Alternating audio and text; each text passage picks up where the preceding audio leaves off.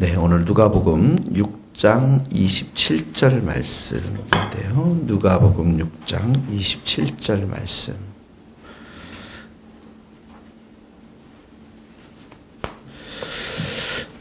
누가복음 6장 27절, 27절, 28절, 31절까지 한번 읽겠습니다. 6장 27절. 그러나 너희 듣는 자에게 내가 너희에게 이르노니 너희 원수를 사랑하며 너희를 미워하는 자를 선대하며 너희를 저주하는 자를 위하여 축복하며 너희를 모욕하는 자를 위하여 기도하라. 너희 이 뺨을 치는 자에게 젖밤도 돌려대며 내 겉옷을 빼앗는 자에게 속옷도 거절하지 말라. 내게 구하는 자에게 주며 내 것을 가져가는 자에게 다시 달라 하지 말며 남에게 대접을 받고자 하는 대로 너희도 남을 대접하라. 35절. 오직 너희는 원수를 사랑하고 선대하며 아무것도 바라지 말고 구워주라. 그리하면 너희 상이 클 것이요 또 지극히 높으신 이의 아들이 되리니 이는 은혜를 모르는 자와 악한 자에게도 인자하시니라. 너희 아버지의 자비로우신 같이 너희도 자비로운 자가 되리라. 비판하지 말라. 그리하면 너희가 비판을 받지 않을 것이요 정죄하지 말라. 그리하면 너희가 정죄를 받지 않을 것이요 용서하라. 그리하면 너희가 용서를 받을 것이요 주라. 그리하면 너희에게 줄 것이니 곧 후히되어 두르고 흔들어 넘치도록 하여 너희에게 안겨주리라. 너희가 헤아리는 그 헤아림으로 너희도 헤아림을 도로 받을 것이라. 원래 누가복음 어제 우리가 말씀 속에서 이렇게 보면 너희는 가난한 자는 복이 있나니 하나님의 나라가 너희 것이며 이렇게 너희 줄인 자, 너희 지금 우는 자 복이 있다라고 말씀하지 않았어요? 그 말씀의 핵심이 뭐라고 그랬습니까? 절대적으로 하나님만을 의지하는 사람, 절대적으로 예수님만을 의지하는 사람, 이런 사람들 하나님께서 또 예수님께서 하나님 나라의 주인공이고 복을 받을 것이다 이렇게 말씀하셨죠. 그래서 이제 정말 성도가 된 사람들에게 삶의 목표가 되시는 분은 바로 하나님, 바로 예수님, 또 천국, 또 우리가 이렇게 예수님만을 바라보는 사람들로 완전히 우리의 삶을 새 창조시켜 주셨고 신분의 변화를, 존재의 변화를 우리를 새롭게 하셨기 때문에 우리의 삶의 스타일, 라이프 스타일도 이 세상 사람들하고는 완전히 달라야 한다는 것이에요.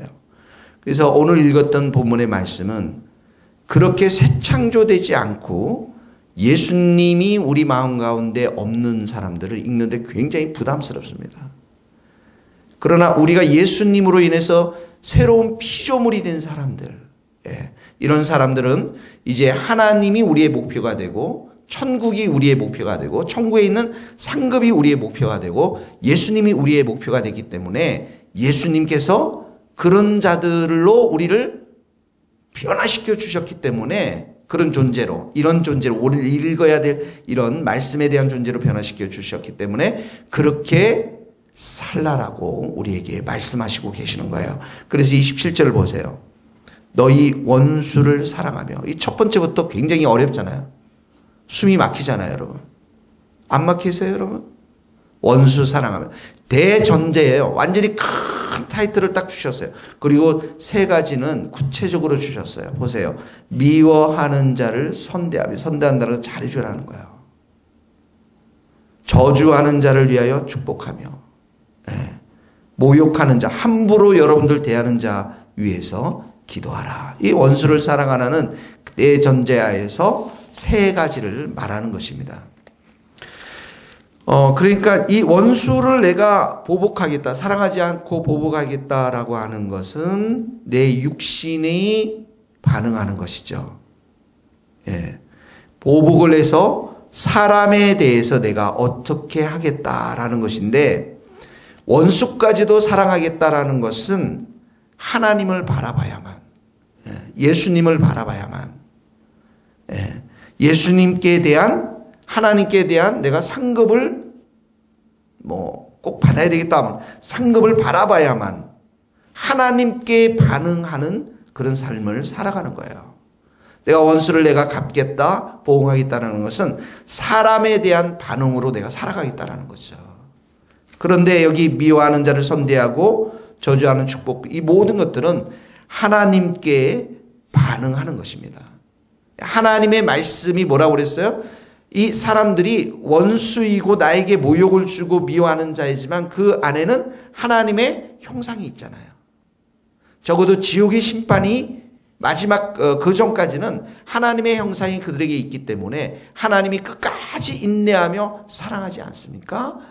그 하나님께 내가 반응하고 순종하며 살아가는 삶을 말하는 것입니다. 우리의 원수는 누굽니까? 사단입니다. 우리의 원수는 사단입니다. 우리의 원수, 진정한 원수는 사단이고 주위에 있는 모든 사람들은 선대의 대상이고 사랑의 대상이고 축복의 대상이고 기도의 대상이고, 이렇게 생각해 보면 내 마음이, 삶이 확 바뀌어져요. 여러분 눈이 확 바뀌어진다고요. 나를 괴롭히고 힘들게 하는 사람 불쌍히 여기는 거죠. 똑같습니다. 29절 읽어봅시다. 29절 시작. 너의 입뺨을 치는 자에게 적밤도 돌려대며 내 겉옷을 빼앗는 자에게 속옷도 거절하지 말라. 이거 지금 바로 적용을 할 수 있지만 참겠습니다. 우리가 서로 뺨을 한 번씩 쳐보고 한번 적밤이 돌려대나 안 돌려대나. 그만큼 이 참 어려운 얘기예요. 이 뺨을 돌려댄다는 게 그러지 않습니까? 그만큼 이 상대방이 요구하는 것 이상으로 들어주라는 거예요. 우리는 요구하는 것 이상으로 갚아주기를 원하는데 주님은 요구하는 이상으로 들어주라는 거예요. 30절에 보세요. 내게 구하는 자에게 주며, 내 것을 가져가는데 다시 달라 하지 말며 내게 구하는 자에게 주며. 우린 줄 수 없거든요. 오히려 이것은 내 것이고 네 것도 내 것이다 이거잖아요. 31절에도 남에게 대접하는데 너희도 남을 대접하라. 자, 30절에 동그라미 치면서 내게 구하는 자에게 주며, 준다는 표현이 굉장히 오늘 나옵니다. 35절로 가보세요. 35절에 가면 오직 너희를 사랑하고 선대하며 아무것도 바라지 말고 구워주라. 맞죠? 구워주라. 빌려주라. 구워줘라. 또 나옵니다. 그리고 38절에도 주라 나옵니다.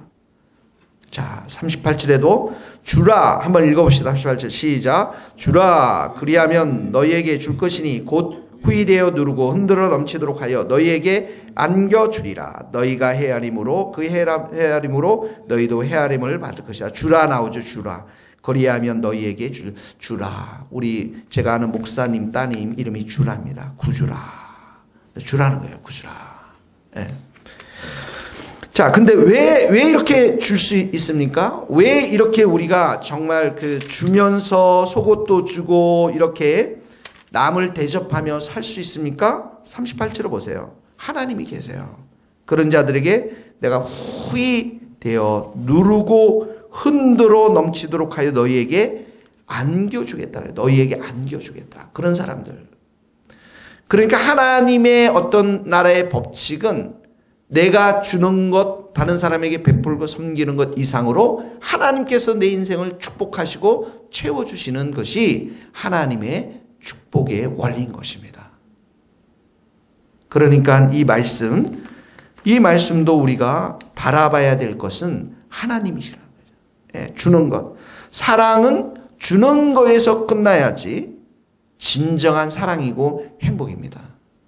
주면서 뭔가 기대를 한다. 이것은 남을 베푸는 것이 아니라 뇌물입니다. 무슨 말인가 알겠죠? 뇌물이에요, 그거는.